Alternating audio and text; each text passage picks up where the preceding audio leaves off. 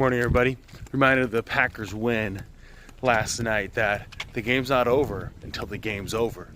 And sometimes people will play to the very end. Other people won't. Other people will assume that they've won and they'll start playing defense. The whole point of playing a sport is to win. So you want to always play on the offensive to win. You want to be able to make sure that you're calling the moves to be able to win. Sometimes I think people do the same thing in life. They stop progressing, they stop moving themselves forward because they think that they've won. Life's not over till it's over. So keep moving and keep going after the things that you want, the things that you hold dear to you. And it might be to nobody else, but embrace what you want. Sherman's out.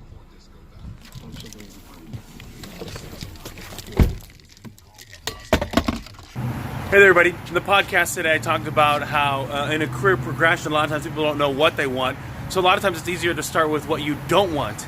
So write a list down of the different things that you prefer not doing when it comes to your career. So I think a lot of times people, they know that they either want to work outside, they want to work indoors, they want to work in the small details of life, they want to work with people, they want to work with animals, they want to work with numbers.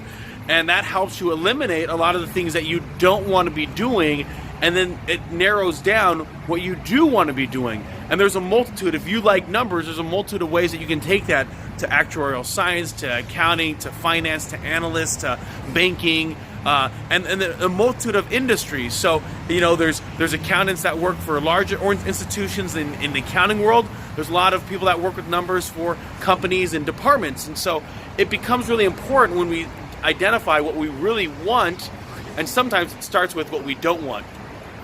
Got through traffic here about 7:05, so made it through real well. Actually, not a lot of traffic, a little bit of stop and go, but I mean, ultimately, if there's no traffic, I could get there in 47 minutes. It took me about 52, so 5 minutes of traffic, totally worth it. And then we'll be going from meeting to meeting to meeting, so I'll be able to kind of recap what's going on. It is a beautiful fall day here. It's like 62 degrees. I know for a lot of people that's pretty cold here for Houston. Coming from Wisconsin, it's perfect weather. See ya.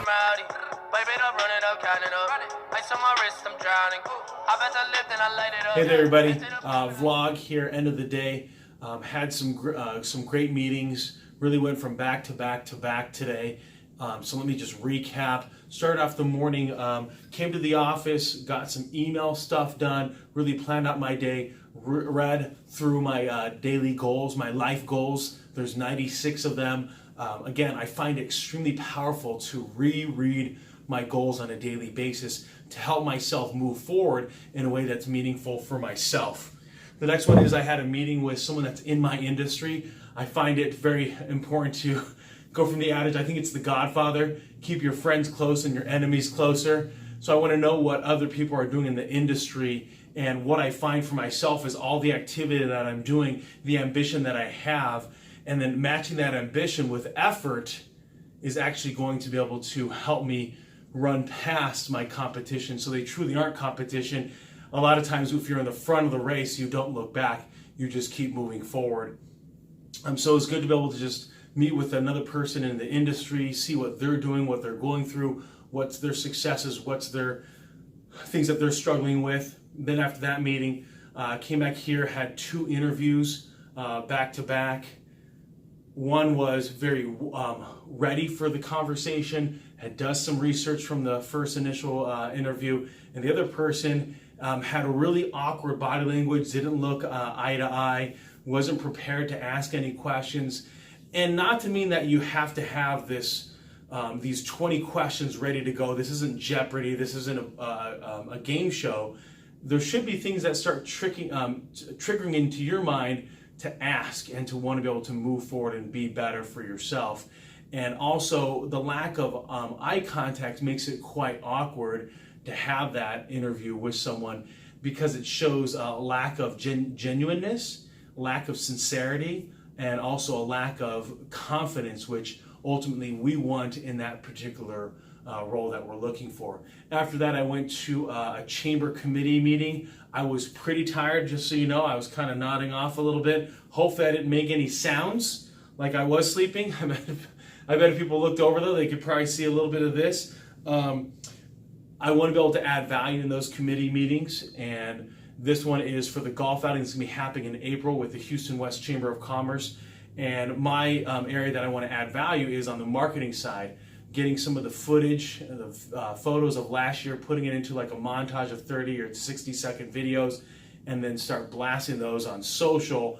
Also taking some of those old photos, start blasting them on, Throwback Thursdays, Flashback Fridays, getting people excited about the upcoming event in April, and then the day of, want to be able to spend my time on maybe a particular hole, have like maybe one of those cardboard cutouts, like a Facebook, and then that way we can get people taking photos. Maybe we even have people that decide to post up their photo in their social media platform and tag us in on it. Well, maybe we'll get some likes or get some shares. It's a way to be able to just draw more people to the page, at the same time adding more value to our sponsors and allowing them to have viewers on our Facebook page from thanking them, putting their logo in a post, and hopefully getting some eyes to be seen there as well. Another way to add value to those that sponsor the event. Came back to the office, inputted a lot of data, typing all the contacts that I've made over the last week. There was about 24 or so of them that I had to data entry in, and then shoot out emails to individuals. Hey, when's a good time to meet? I really enjoyed our conversation. I want to continue this conversation, and that was extremely valuable use of time.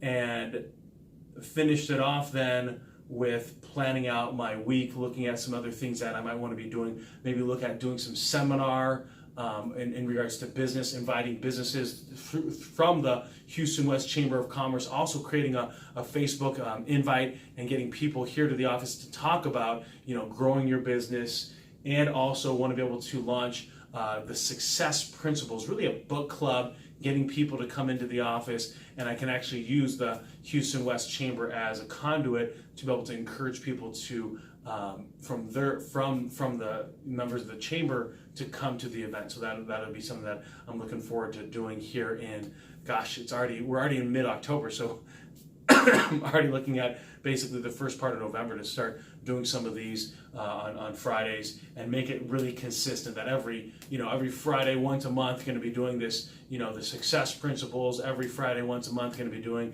something on growing your business, succession planning, merging business, and really having some value there.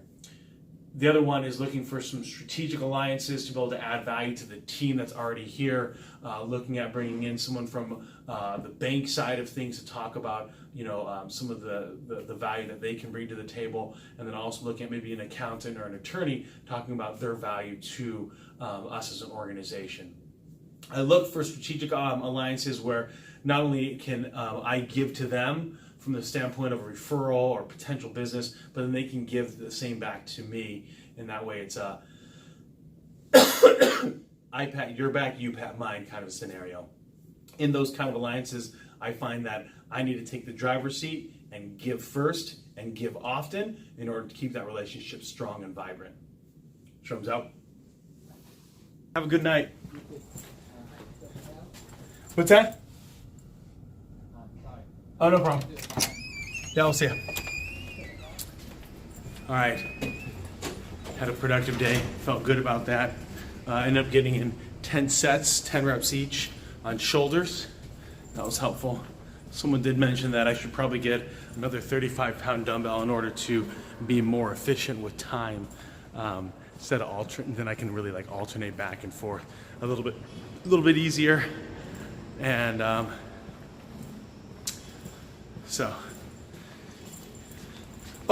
what I want to talk about. Last night, Packer win. So, don't know anyone watched the game last night, but the Packers were trailing a good chunk of the game, and it was coming down to the last 4 minutes or so, down 30 to 23. They end up tying it up, so it's 30-30.